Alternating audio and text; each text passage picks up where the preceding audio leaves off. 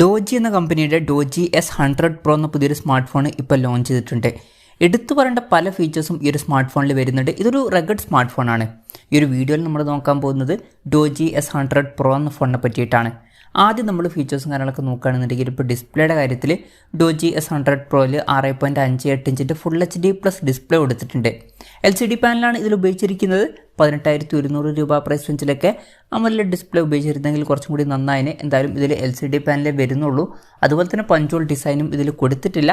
Water drop notch ഡിസൈനുള്ള നോച്ചാണ് കൊടുത്തിരിക്കുന്നത്. പിന്നെ 120 Hz refresh റേറ്റൊക്കെ സപ്പോർട്ട് ചെയ്യുന്നുണ്ട്. ഫോണിൻ്റെ ഫ്രണ്ടിൽ ഗൊറില്ല ഗ്ലാസ് 5ൻ്റെ പ്രൊട്ടക്ഷനൊക്കെ കൊടുത്തിട്ടുണ്ട്.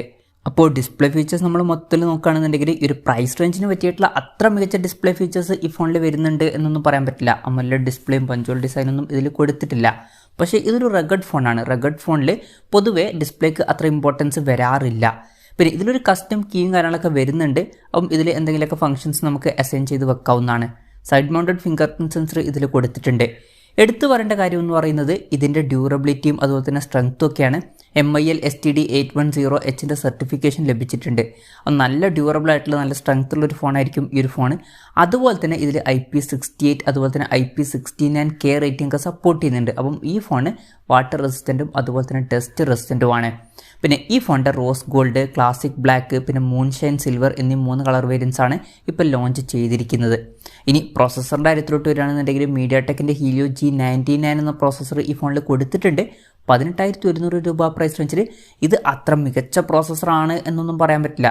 ഈ ഒരു പ്രൈസ് റേഞ്ചിൽ ബെറ്റർ ആയിട്ടുള്ള പ്രോസസ്സറുമായിട്ട് വരുന്ന ഫോണുകളൊക്കെ വരുന്നുണ്ട്. പിന്നെ ഇതിൽ 5G സപ്പോർട്ടൊന്നും വരുന്നില്ല. മാക്സിമം 4G സപ്പോർട്ടേ വരുന്നുള്ളൂ. ഈ ഫോണിൽ 12 GB റാം എടുത്തിട്ടുണ്ട്. അത് വളരെ നല്ലൊരു കാര്യമാണ്. അതുമാത്രമല്ല എക്സ്റ്റെൻഡഡ് റാം എന്നുള്ള ഫീച്ചറും കൂടി ഇതിൽ വരുന്നുണ്ട്. അതായത് എക്സ്ട്രാ റാം വേണ്ട സമയത്ത് ഇൻറ്റേർണൽ മെമ്മറിയിൽ നിന്ന് കുറച്ച് മെമ്മറി എടുത്തിട്ട് അത് റാമായിട്ട് യൂസ് ചെയ്യും. അങ്ങനെ 8 GB റാം വരെ എക്സ്ട്രാ നമുക്ക് ലഭിക്കുന്നതായിരിക്കും. അപ്പോൾ ടോട്ടലായിട്ട് 20 GB റാം വരെ ലഭിക്കുന്നതായിരിക്കും. അതുമാത്രമല്ല 256 GB ഇൻറ്റേർണലും ഇതിൽ കൊടുത്തിട്ടുണ്ട്. അതും നല്ലൊരു കാര്യം തന്നെയാണ്. LPDDR4Xൻ്റെ റാമാണ് ഇതിൽ ഉപയോഗിച്ചിരിക്കുന്നത്. UFS 2.2 സ്റ്റോറേജ് ടൈപ്പും വരുന്നുണ്ട്. മെമ്മറി എക്സ്പാൻഡ് ചെയ്യുകയാണെന്നുണ്ടെങ്കിൽ മെമ്മറി കാർഡ് സ്ലോട്ട് ഈ ഫോണിൽ കൊടുത്തിട്ടുണ്ട്. പിന്നെ NFC എന്നുള്ള ഫീച്ചർ ഇതിൽ സപ്പോർട്ട് ചെയ്യുന്നുണ്ട്. ഈ ഫോണിൻ്റെ ബാക്കിൽ ഒരു വലിയ ലൈറ്റും കാര്യങ്ങളൊക്കെ വരുന്നുണ്ട്. 130 ലൂമിൻ്റെ ഒരു ലൈറ്റും കാര്യങ്ങളൊക്കെ ഫോണിൻ്റെ ബാക്കിൽ കൊടുത്തിട്ടുണ്ട്. അപ്പം വലിയൊരു ഫ്ലാഷ് ലൈറ്റൊക്കെ ആയിട്ട് തന്നെ ഇത് നമുക്ക് യൂസ് ചെയ്യാവുന്നതാണ്. ഡ്യുവൽ സ്റ്റീരിയോ സ്പീക്കേഴ്സ് ഈ ഫോണിൽ കൊടുത്തിട്ടുണ്ട്. ഹൈറോസ് ഓഡിയോ ഇതിൽ സപ്പോർട്ട് ചെയ്യുന്നുണ്ട്. Android 12 ബേസ് ആയിട്ടുള്ള സോഫ്റ്റ്വെയർ ആണ് ഇതിൽ കൊടുത്തിരിക്കുന്നത്. ഈ ഒരു ടൈമിലൊക്കെ ലോഞ്ച് ചെയ്യുന്ന ഒരു ഫോണിൽ നമ്മൾ Android 13 ബേസ് ആയിട്ടുള്ള സോഫ്റ്റ്വെയർ ആണ് എക്സ്പെക്ട് ചെയ്യുന്നത്. പക്ഷേ ഇതിൽ Android 12 ബേസ് ആയിട്ടുള്ള സോഫ്റ്റ്വെയർ വരുന്നുള്ളൂ. ക്യാമറയുടെ കാര്യം പറയുകയാണെന്നുണ്ടെങ്കിൽ ഫോണിൻ്റെ പിന്നിൽ ട്രിപ്പിൾ ക്യാമറ സെറ്റപ്പ് കൊടുത്തിട്ടുണ്ട്. 108 MP f1.8 അപ്പേഴ്സിൽ വരുന്ന മെയിൻ ക്യാമറ സെൻസറാണ് ഈ ഫോണിൽ കൊടുത്തിരിക്കുന്നത്. ഇത് സാംസങ് HM2ൻ്റെ സെൻസറാണ്. പിന്നെ 16 MP f2.2 അപ്പേഴ്സിൽ വരുന്ന അൾട്രാ വൈഡ് ആംഗിൾ ലെൻസ് വരുന്നുണ്ട്. ഇതിൻ്റെ ഫീൽഡ് ഓഫ് വ്യൂ വരുന്നത് 130 ഡിഗ്രിയാണ്. അതുപോലെ തന്നെ ഈ ഒരു സെൻസർ വെച്ചിട്ട് മാക്രോ ഫോട്ടോസും ക്ലിക്ക് ചെയ്യാൻ പറ്റുന്നതായിരിക്കും.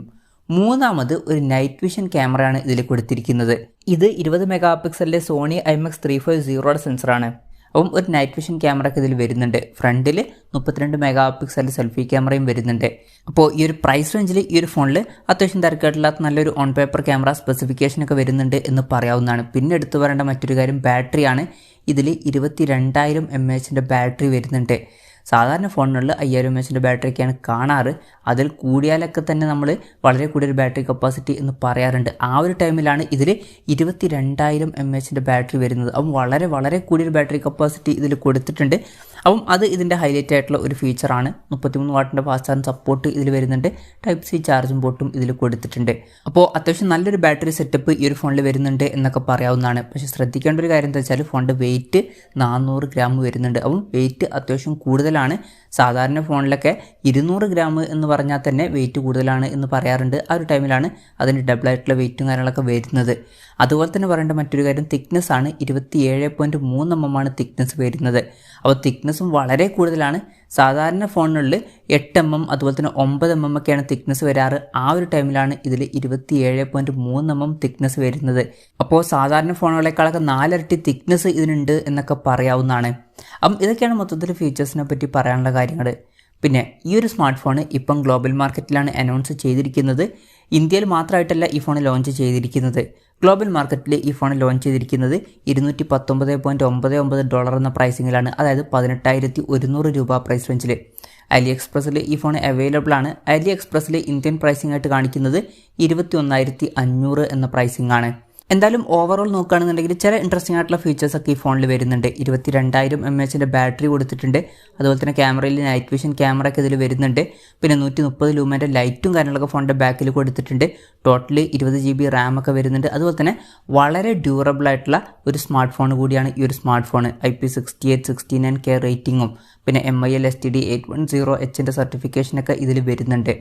പക്ഷേ ഡിസ്പ്ലേ ഫീച്ചേഴ്സ് ഈ ഒരു പ്രൈസ് റേഞ്ചിൽ അത്ര മികച്ചതാണ് എന്ന് പറയാൻ പറ്റില്ല. അതുപോലെ തന്നെ പ്രോസസ്സർ ഈ ഒരു പ്രൈസ് റേഞ്ചിൽ അത്ര ബെസ്റ്റ് ആണ് എന്നൊന്നും പറയാൻ പറ്റില്ല. പിന്നെ വെയിറ്റും തിക്നെസ്സും ഒക്കെ വളരെ കൂടുതലാണ്. അപ്പം അതുപോലെ ചില പ്രശ്നങ്ങളൊക്കെ വരുന്നുണ്ട്. അപ്പം ചില ഇൻട്രസ്റ്റിംഗ് ആയിട്ടുള്ള ഫീച്ചേഴ്സ് വരുന്നുണ്ടെങ്കിലും ചില പ്രശ്നങ്ങളും ഇതിൽ വരുന്നുണ്ട്. എന്തായാലും ഡോജിയുടെ Doogee S100 Pro എന്ന പുതിയൊരു സ്മാർട്ട് ഫോൺ ഇപ്പോൾ ലോഞ്ച് ചെയ്തിട്ടുണ്ട്. ഈ ഒരു ഫോണിനെ പറ്റിയിട്ടുള്ള നിങ്ങളുടെ അഭിപ്രായം ജസ്റ്റ് ഒന്ന് കമൻറ്റ് ചെയ്യുക.